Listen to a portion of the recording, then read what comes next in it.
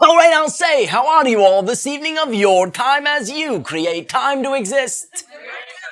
Thank you very much. We begin this interaction this evening of your time with the following entitlement. Thank you, thank you. Allow me to explain. We have often spoken with members of your society and reminded you about the idea that you do create your own reality.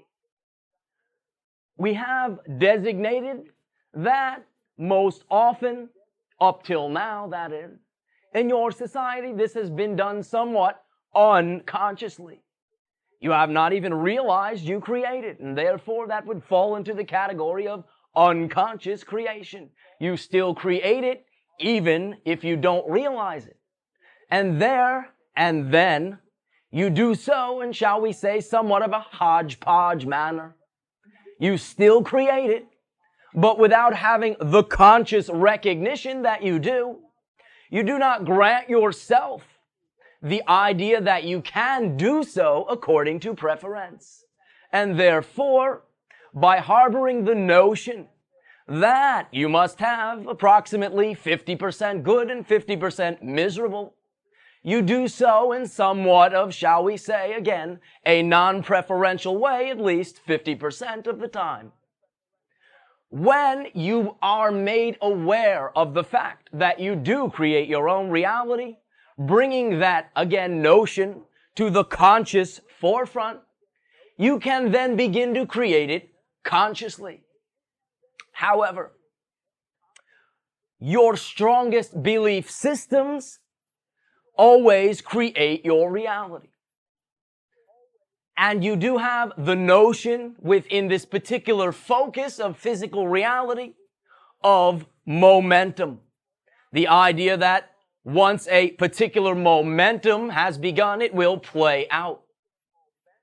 Therefore, when you consciously begin to create your own reality, there may seem to be an momentum from when you unconsciously created it.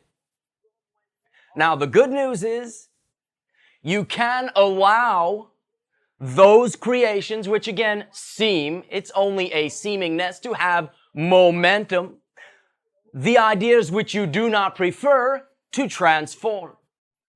However, you cannot do so by denying that you have them. You can use all your creations. Once you become conscious of the fact that you create your own reality, you then generate realities that you do prefer. However, you consciously use your creations, all of them. Now again, you create the seemingness of momentums of particular ideas from when you, quote unquote, unconsciously created your reality. Allow me to share with you a very simple way to begin right now, to integrate and transform those old momentums, those old beliefs. The idea is, again, to use all your creations. Be willing to see that anything that is occurring in any now moment is your creation. Nothing in creation is extraneous or pointless by definition. If it exists, it has a point. Therefore, begin to use everything that exists. The things that, again, seem to have a momentum from your unconscious creatorhood tend to come up as seeming negative. When you label them negative, you perpetuate that momentum. You are not using a creation by labeling it pointless, extraneous, or negative. So therefore, when a reality comes along that on the surface, seems like an unpreferential reality, think again. Understand you have created it. Understand that if it seems pointless, You are judging it from an old perspective. In fact, you can take this one step further. When something comes along that again you seem to not prefer, say, thank you, thank you. I now see that this is the timing to integrate this idea. I now know, because it is happening right now, and I am a conscious creator, that now is the time to look at it. And I thank you for bringing yourself to my awareness so I can transform what is left in my belief systems that I do not prefer. What is left within my belief systems that still continues to limit me. And it can go something like this. Something again comes along that seems most unpreferential. You say, thank you, thank you. Now, you do not simply stop at that point. You ask yourself, in order for me to be interpreting this thing as negative or extraneous, what must I still believe? What must I still believe in order to feel this way about it? Now, if at this point you are willing to be honest with yourself, you will be utilizing your timing to your greatest advantage. You will come up with the belief that you have, which, because you have it, then quote unquote causes you to feel that way. As we have said many, many times, you can transform any belief you have, but not until you own that belief. Not until you admit to yourself, even though it may be a belief you do not prefer, that you have it.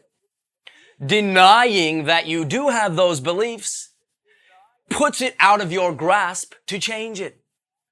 Admitting that you have it and saying, thank you, at least now I know I have it, gives you the opportunity to change it.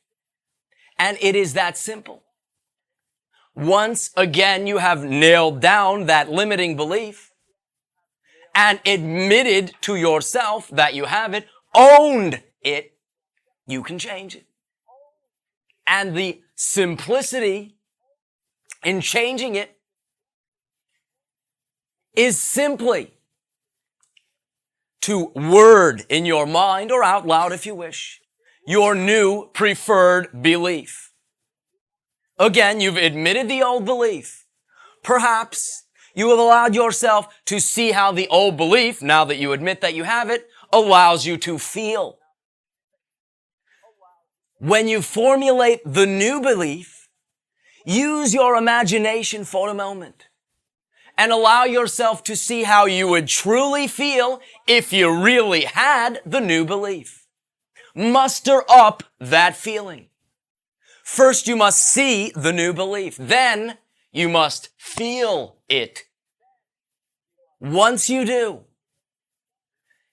the simple process, which is no process at all, that enables you to now have the new belief, is now that you've stated it, seen it, now that you've felt it, activated, shall we say, emotionally, how that feeling would feel, then you simply need, again, through the auspices of your imagination, determine how, if you saw that, felt that, truly, you would act.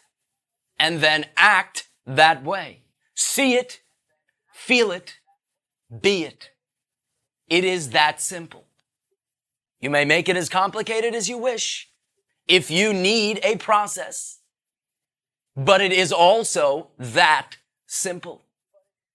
That is how you are already creating your reality.